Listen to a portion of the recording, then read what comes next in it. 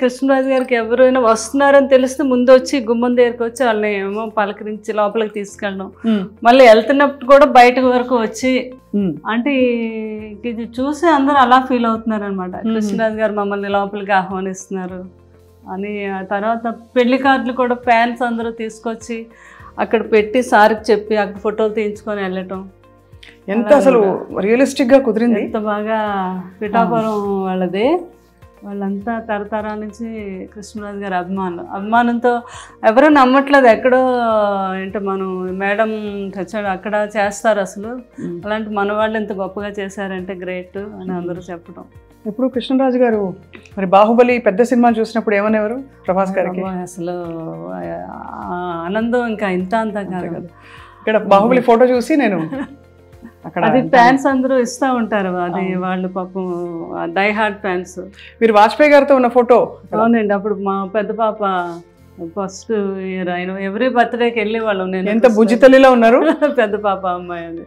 మీరు అవునండి, నేనా? ఎంత బుజ్జి తల్లిలో చక్కగా డ్రెస్ చేసుకుని. అది బిల్లా సినిమా షూటింగ్ అప్పుడు మలేషియాలో అండి.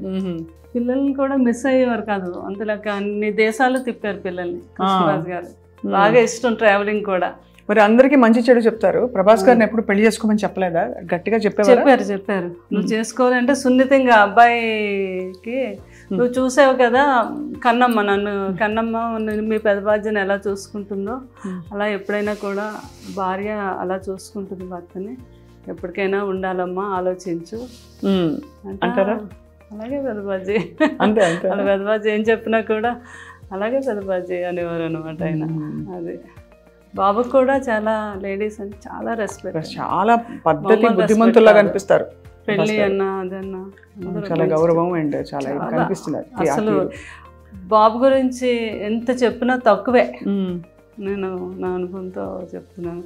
ఆయనకుండే ప్రేమ, ఆయనకుండే రెస్పెక్ట్.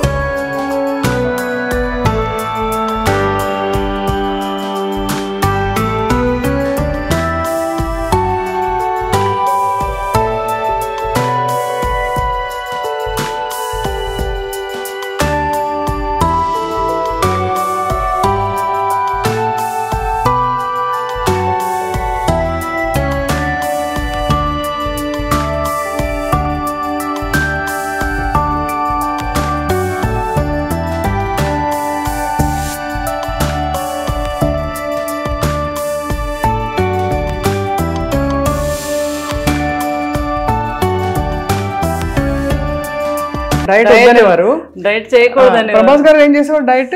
ప్రభాస్ గారు మామూలుగా ఆయనకి ఉంటది కదా ప్రోటీన్లు అవి ఏం తింటారు అంటే తింటారు కానీ అన్నీ చాలా ఆయిల్ లెస్, తర్వాత కొన్ని మిల్క్ ప్రోడక్ట్స్. కూరలన్నిట్లో బాగా ఆయిల్ పడుతుందిగా మరి? లేదు, ఆయిల్ లేకుండానే చేయించుకుంటారు. అలా only one day cheat day ఉంటుంది ఆయనకి. ఆ రోజు ఉన్నప్పుడు బాహుబలి తాళి అంతా ఉండాలన్నమాట. ఓహో, ఆయనకి. అవునా? అందులో ఆయనకి ఏం నచ్చితే ఏం తింటారో అని అందరూ అన్ని రకాలు మొత్తం. ఆ టైంలో నాకు ఫోన్ చేస్తారు.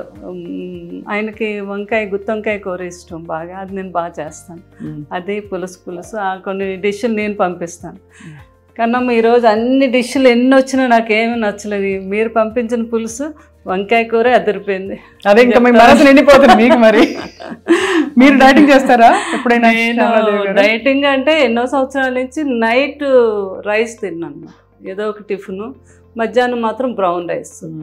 బయటకు అది వెళ్ళినప్పుడు మాత్రం నో డైట్. సో ఇలా తీసుకెళ్ళి గెస్ట్లని అక్కడ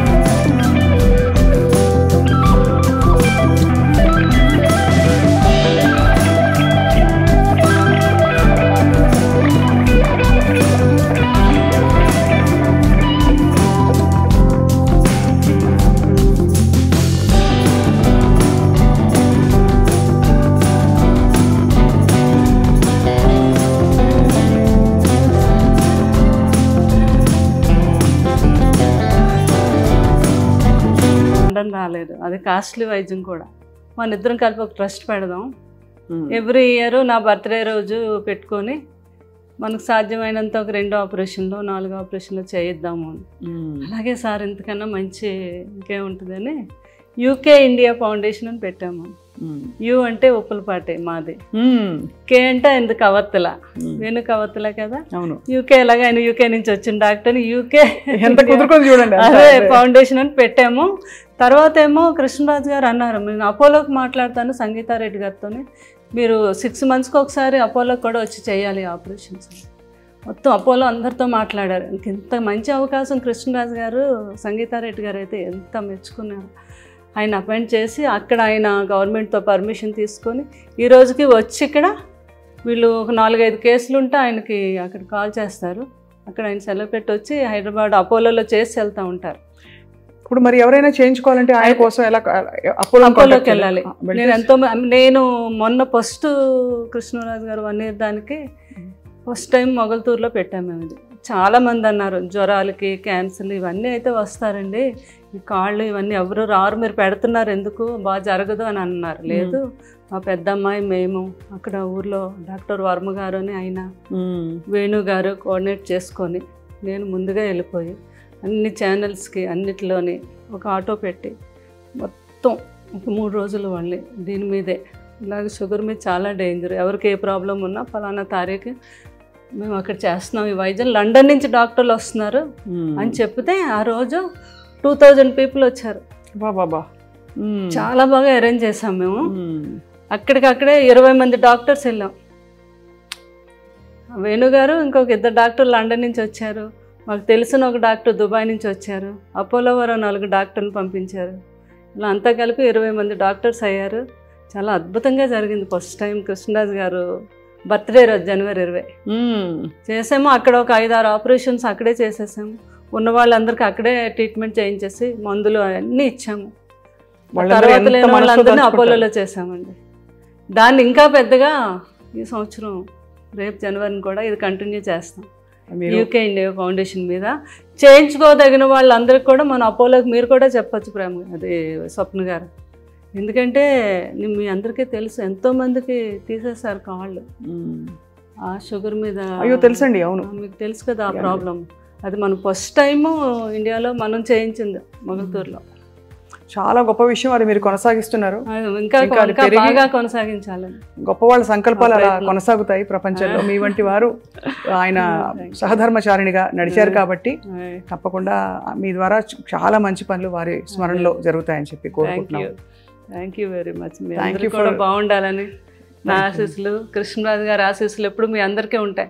కృష్ణరాజు గారి అభిమానం అనుకున్న ప్రతి ఒక్కరికి కూడా లైఫ్ లాంగ్ కృష్ణరాజు గారి యొక్క ఆశీస్సులు ఎప్పుడూ ఉంటాయండి. అందరూ బాగుండాలి.